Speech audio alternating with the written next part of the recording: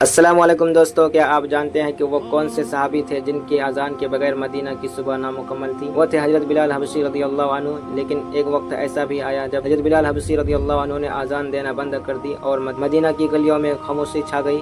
آخر ایسا کیا ہوا تھا، آئیے جانتے ہیں۔ جب پیارے نبی صلی اللہ علیہ وسلم اس دنیا سے پردہ فرما گئے تو حضرت بلال حبشی رضی اللہ عنہ کا غم اتنا زیادہ تھا کہ ان سے مدینہ میں رہنا مشکل ہو گیا۔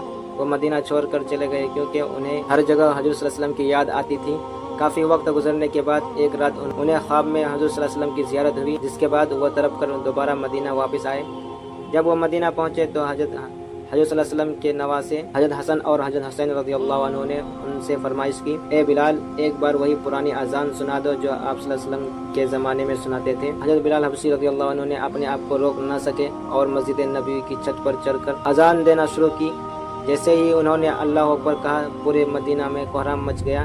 لوگ روتے ہوئے گھروں سے باہر نکل آئے کہ شاید حضرت صلی اللہ علیہ وسلم واپس آ گئے ہیں۔ لیکن جب حضرت بلال حبشی رضی اللہ عنہ نے اشہد ان محمد رسول اللہ پر پہنچے تو یاد رسول صلی اللہ علیہ وسلم میں ان کا گلا رنگ گیا اور وہ بے ہوش ہو گئے۔ یہ تھی وہ محبت جو صحابہ کرام رضی اللہ عنہ کو حضرت صلی اللہ علیہ وسلم سے تھی۔ اللہ ہمیں بھی سچی محبت نصیب فرمائے۔